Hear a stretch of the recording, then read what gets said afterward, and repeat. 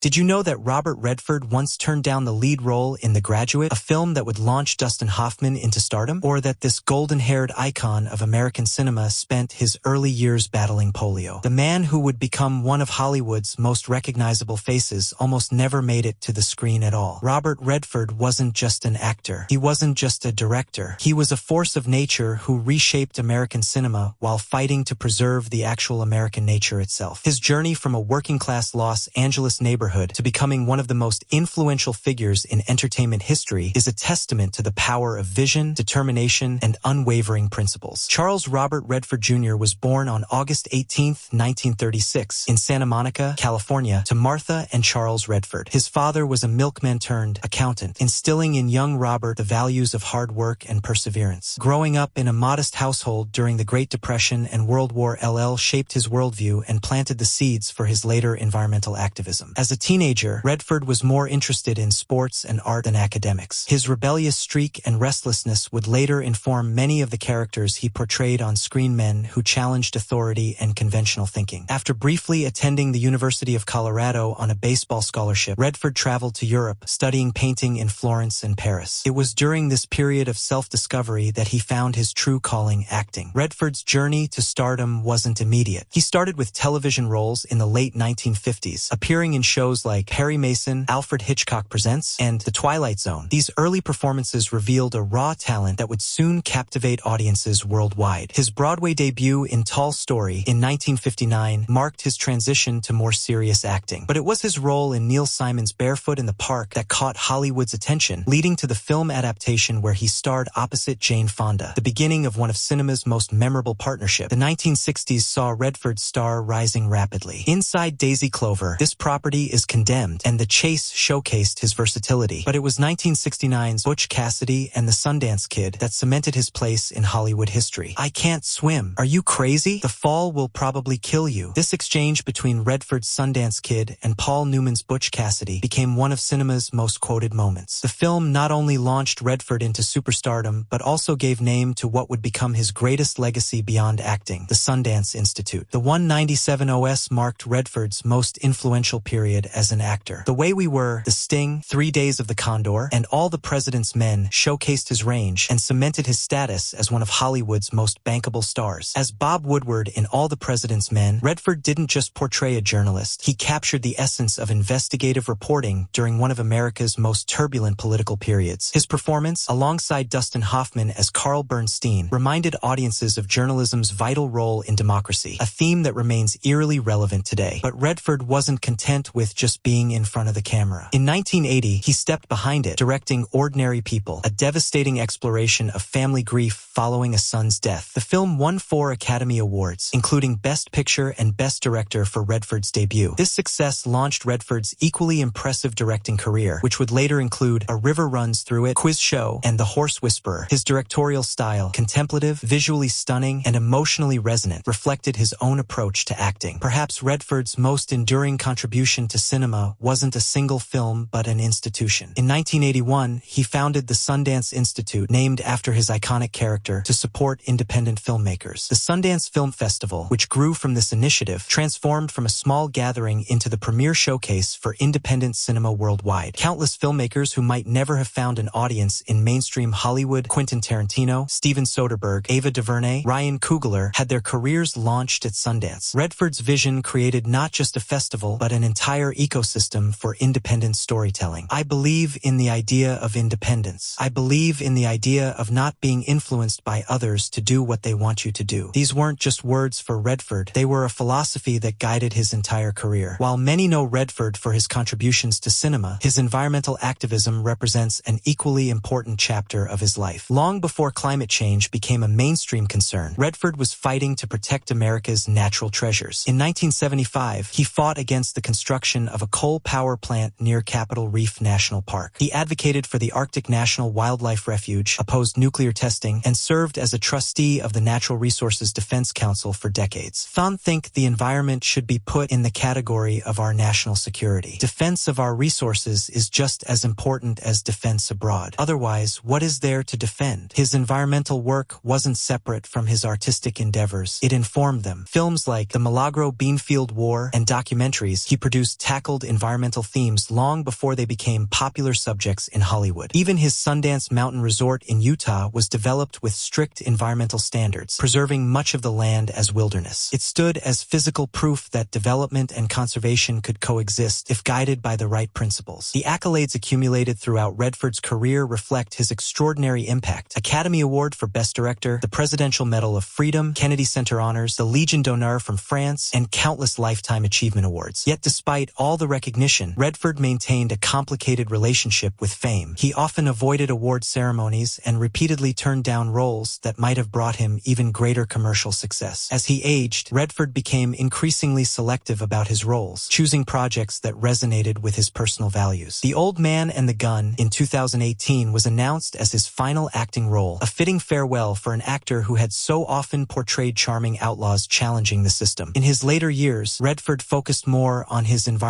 work and mentoring new generations of filmmakers. His legacy was secured not just in his own work, but in the thousands of independent voices he helped bring to the screen. On September 12, 2025, Robert Redford passed away peacefully at his home in Utah, surrounded by family. He was 89 years old. The news sent shockwaves through both Hollywood and environmental communities, with tributes pouring in from around the world. Former co-stars, directors, environmental activists, and 3 U.S. presidents issued statements honoring his contributions. The Sundance Institute announced the creation of the Robert Redford Legacy Fund to support emerging filmmakers committed to environmental storytelling, uniting his 2 greatest passions. Bob wasn't just a remarkable actor and filmmaker. He was a visionary who understood that stories could change the world. He used his platform not for personal gain, but to protect what he loved, our planet, and the power of independent voices. Redford's journey from a rebellious young man to one of cinema's most respected figures mirrors America's own evolution through the latter half of the 20th century. He embodied the questioning spirit of the 1960s and 70s, the entrepreneurial drive of the 1980s, and the environmental consciousness that would define later decades. The Sundance Kid, Bob Woodward, Dennis Finch Hatton, The Natural, so many unforgettable characters brought to life with that distinctive blend of charisma, vulnerability, and quiet intensity that was uniquely Redford's. But beyond the characters was the man himself, complex, private, principled, and perpetually restless. A man who used his fame not as an end, but as a means to create lasting change. In his 2007 book, The Art of Screenwriting, Redford wrote, "The best stories don't give you all the answers. They make you question. They make you think. They stay with you long after the credits roll." The same could be said of Redford himself. His legacy isn't just in the films he made or the institution he built. It's in the wilderness areas still standing because he fought for them. It's in the careers of filmmakers who found their voice through Sundance. It's in how he showed that art and activism aren't separate pursuits but complementary forces for change. As the sun sets over the Wasatch Mountains that he loved so dearly, we're left to contemplate a world without Robert Redford. The golden boy of American cinema has ridden off into his final sunset. But unlike the endings of his films, which often left us with questions, his legacy provides clear answers about the impact one principled life can have. In his last interview, just months before his death, Redford was asked what he hoped people would remember about him. After a long pause, he smiled that famous smile and said simply that I tried to make a difference. In the vastness of the Utah night sky, a new star now shines, not seeking attention, not demanding applause, but quietly illuminating the path for others to follow, just as he always did.